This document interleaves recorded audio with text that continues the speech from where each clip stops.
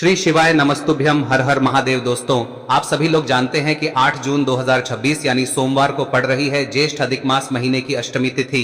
और दोस्तों, ये वो तिथि है जो ज्येष्ठ महीने में पड़ने वाली सबसे बड़ी तिथि है, क्योंकि ये सोमवार के दिन पड़ रही है और इसका बहुत ही बड़ा और विशेष महत्व होता है। पूज्य गुरु जी ने कहा है, अगर कभी भी मौका लग जाए और ज्येष्ठ महीने की अष्टमी तिथि सोमवार को पड़ जाए तो आप लोगों को 1 दीपक और 11 चावल के दाने वाला उपाय तो अवश्य ही करना चाहिए, और इन दोनों का संयोग बहुत ही कम आता है। और दोस्तों, पूज्य गुरु जी ने अपनी शिव महापुराण की कथा में बताया है, इस दिन आपको 11 चावल दाने वाला उपाय तो अवश्य ही करना चाहिए, क्योंकि ऐसा दिन पूरे साल में सिर्फ एक ही बार आता है।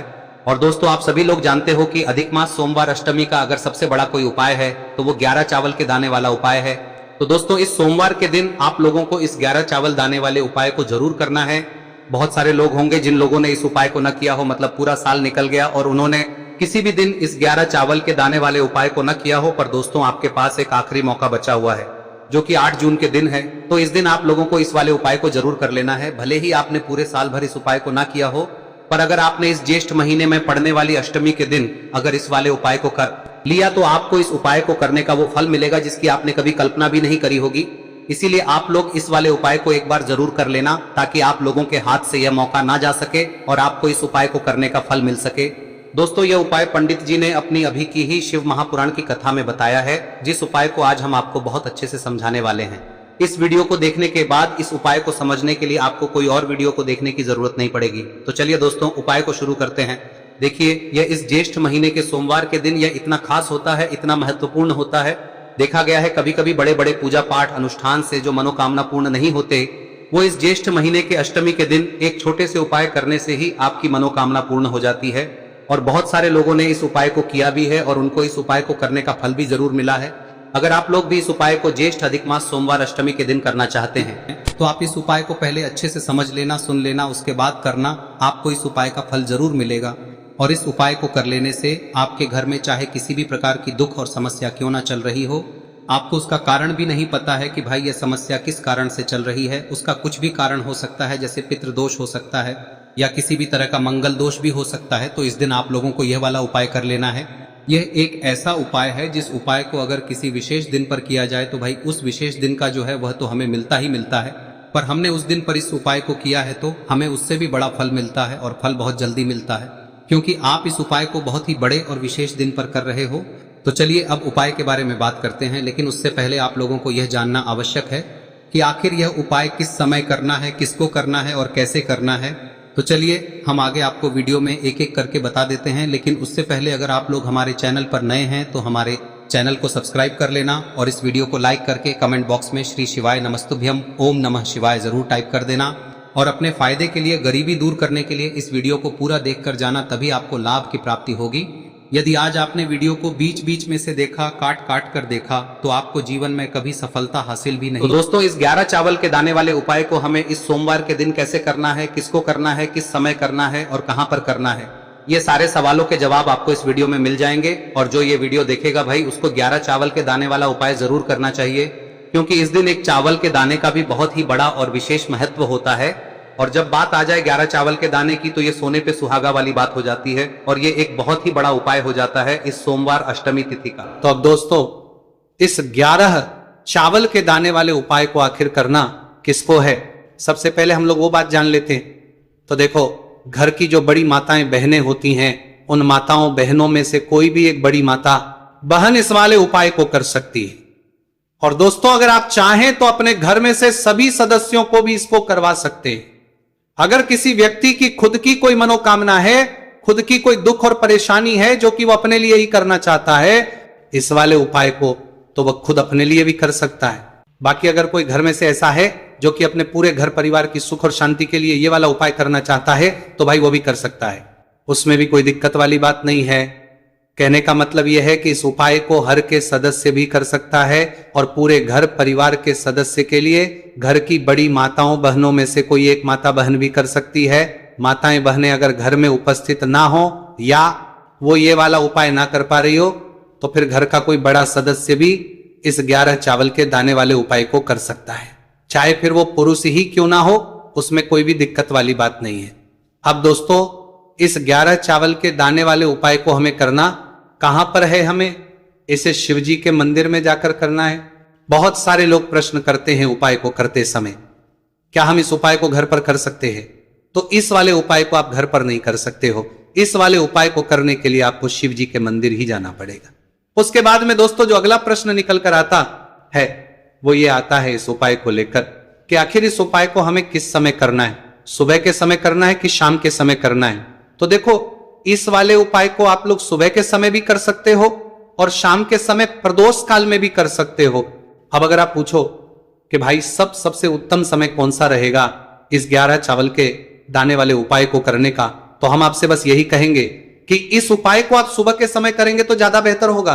बाकी अगर प्रदोष काल शाम के समय भी करेंगे तो भी अच्छा होगा, उसमें कोई भी दिक्कत वाली बात नहीं है।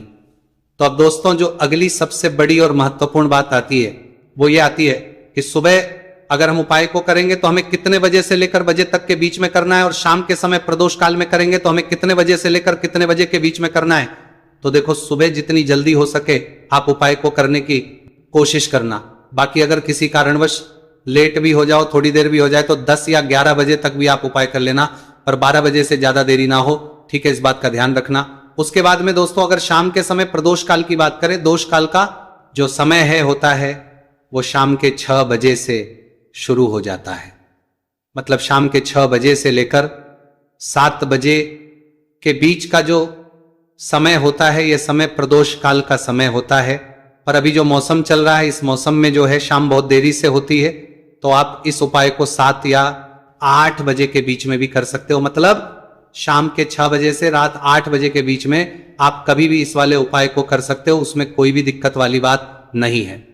अब दोस्तों यहां पर इस उपाय को लेकर एक और सबसे बड़ी बात यह निकल कर आती है कि इस 11 चावल के दानों को हमें लेना कहां से होता है, और हमें इस उपाय को करने के साथ में क्या और कुछ भी सामग्री ऐसी होती है जो शिव जी के मंदिर लेकर जानी है। तो देखो यहां पर हम आपको बता दें, सबसे पहले आप लोग ये जान लो कि ये जो 11 चावल के दाने वाला उपाय है, सिर्फ और सिर्फ आप उपाय की सामग्री लेकर कभी भी शिव जी के मंदिर मत जाना, क्योंकि हमें भगवान के सामने ये नहीं दर्शाना है कि अगर हम भगवान शिव जी के मंदिर आए हैं तो अपने फायदे के लिए आए हैं। तो इसलिए जो भी पूजन सामग्री है, उपाय सामग्री है 11 चावल के दाने, इसके साथ में आपको पूजन सामग्री भी जरूर लेकर जाना है।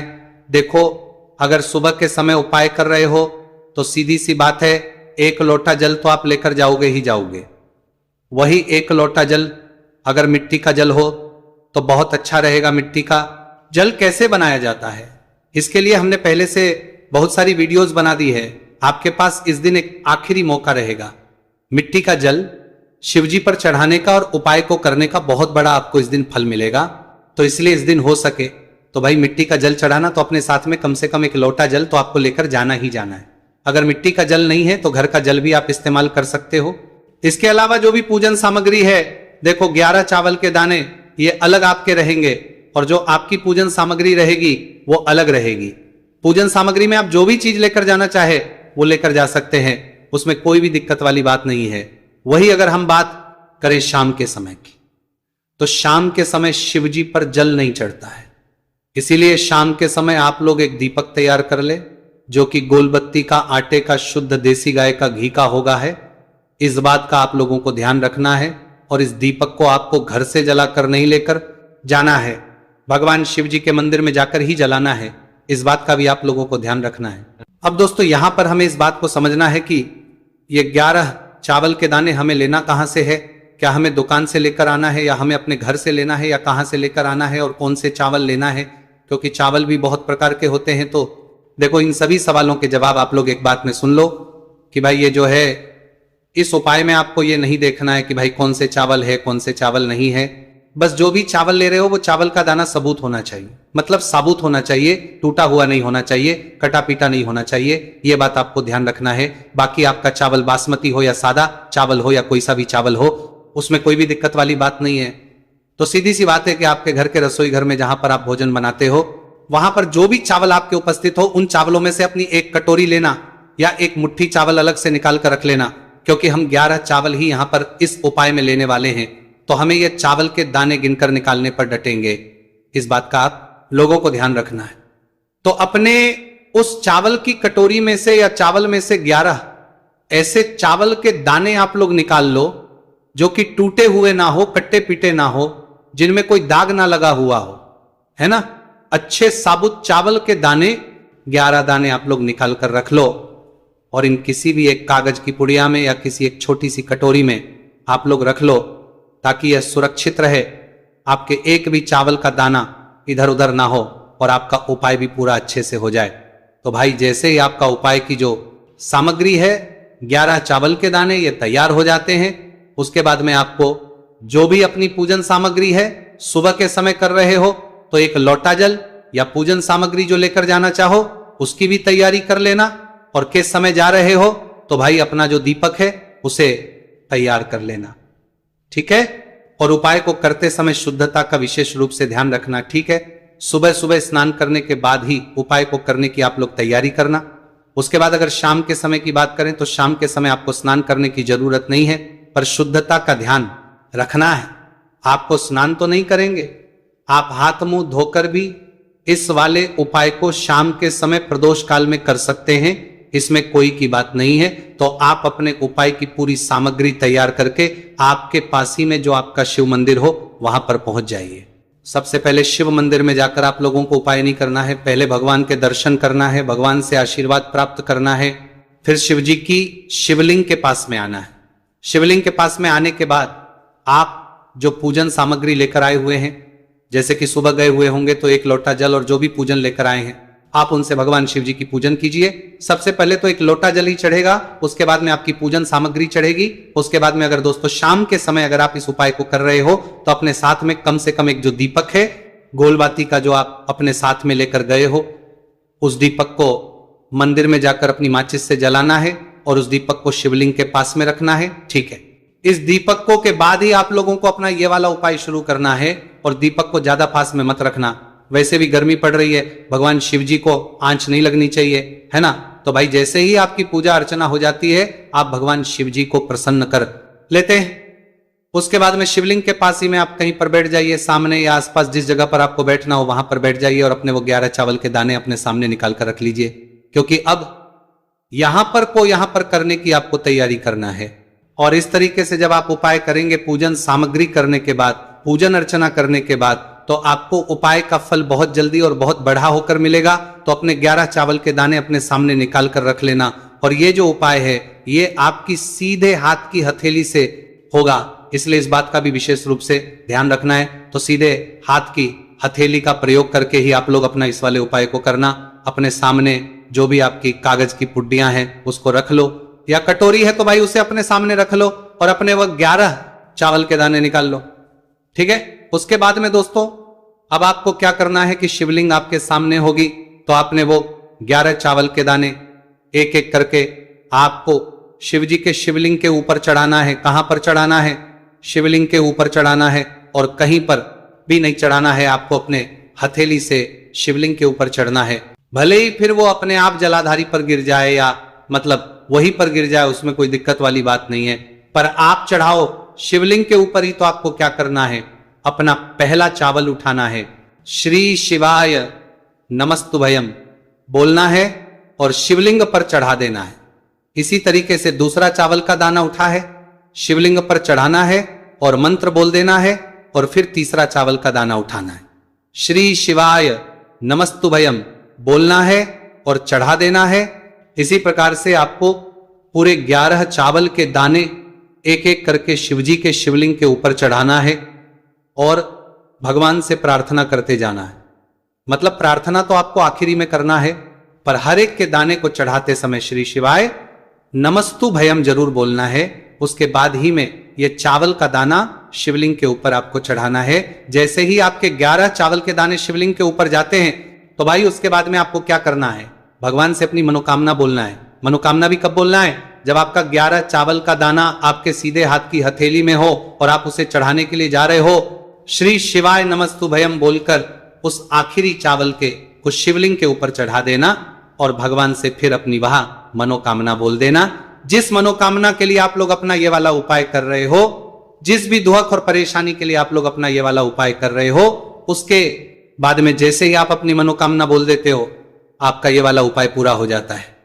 पर दोस्तों उपाय को करने के बाद आप लोगों को 2 मिनट भगवान शिव जी के मंत्र का जाप जरूर करना है। और मंत्र का जाप करने के बाद भगवान एक और बार प्रार्थना करना है अपनी मनोकामना के लिए या अपनी जो भी दुख और परेशानी है उसके लिए। इसके बाद में आप लोग भगवान को देखकर भगवान से प्रार्थना करके उनसे आशीर्वाद लेकर वहां से उठ सकते हैं और अपने घर पर जा सकते हैं। बस दोस्तों, यहां पर यह वाला उपाय पूरा हो जाता है। इस तरीके से जो भी व्यक्ति छोटी छोटी चीजों का ध्यान रखते हुए इस 11 चावल के दाने वाले उपाय को करेगा, निश्चित सी बात उसे उसकी मनोकामना जल्द ही पूर्ण होगी और जो भी दुख और परेशानी है वो भी बहुत ही जल्दी दूर होंगे। और दोस्तों, अगर आपको हमारी ये वीडियो पसंद आई हो तो हमारे इस वीडियो को लाइक और चैनल को सब्सक्राइब जरूर करें। हर हर महादेव, ओम नमः शिवाय। देखिए, मार्गशीर्ष मास के दिनों में विशेषकर भगवान शिव और माता पार्वती और विष्णु भगवान का पूजन किया जाता है। अब साथ ही साथ पूर्णिमा का दिन भी पड़ गया है, तो ऐसा समझ लीजिए आपके जीवन में धन भी आएगा, सुख भी आएगा, धन बढ़ेगा भी और साथ ही साथ आपके जीवन के सारे संकटों को भगवान शिव जी दूर कर देंगे। तो चलिए सबसे पहले बात कर लेते हैं सबसे पहले उपाय की, जो कि गुरुवार वाले दिन आपको विशेषकर करना है। और इस उपाय को करने से आपकी कोई भी ऐसी इच्छा, कोई भी विश जो अभी तक अधूरी है, पूरी नहीं हो रही है, तो आपकी बड़ी से बड़ी विश और मनोकामना भी पूरी हो जाती है जब आप गुरुवार पूर्णिमा वाले दिन इस पहले उपाय को कर लेते हैं। तो देखिए, आप सभी जानते हैं कि श्री हरि विष्णु जो है उन्हें तुलसी दल सबसे प्रिय है। बिना तुलसी माता के श्री हरि विष्णु अधूरे हैं और बिना तुलसी पत्तों के श्री हरि विष्णु का भोग अधूरा है। अब श्री हरि विष्णु को प्रसन्न करके आप अपनी किसी भी मनोकामना को पूरा कर सकते हैं, क्योंकि श्री हरि विष्णु प्रसन्न हो गए तो आपकी कोई भी विश और इच्छा मनोकामना अधूरी नहीं रहेंगी। तो आपको तुलसी के 5 पत्ते लेने हैं। अब ये 5 तुलसी के पत्ते जो आपने लिए हैं, ये 5 तुलसी के पत्ते आपको श्री हरि विष्णु को अर्पित करने हैं। अपने घर के मंदिर में ही ठीक है, ऐसा आपको करना है। आपके घर में श्री हरि विष्णु की कोई मूर्ति है, प्रतिमा है, वहां पर यह 5 तुलसी के पत्ते आप रखें और साथ ही साथ एक देसी घी का दीपक गोल बाती का आपको लगाना है और ओम नमो भगवते वासुदेवाय नमः इस मंत्र का आपको 11 बार जप करना है।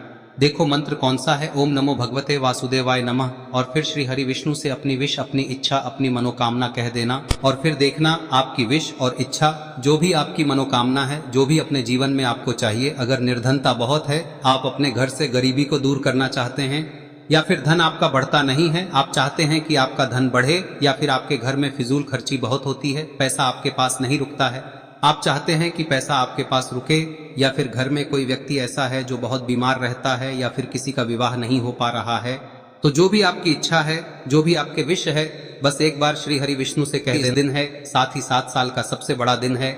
यह दिन इतना उत्तम है कि जो आप श्री हरि विष्णु से मांग लेंगे, जो उनसे कह देंगे, वह आपकी विश, आपकी मनोकामना को बहुत जल्दी पूरा कर देंगे।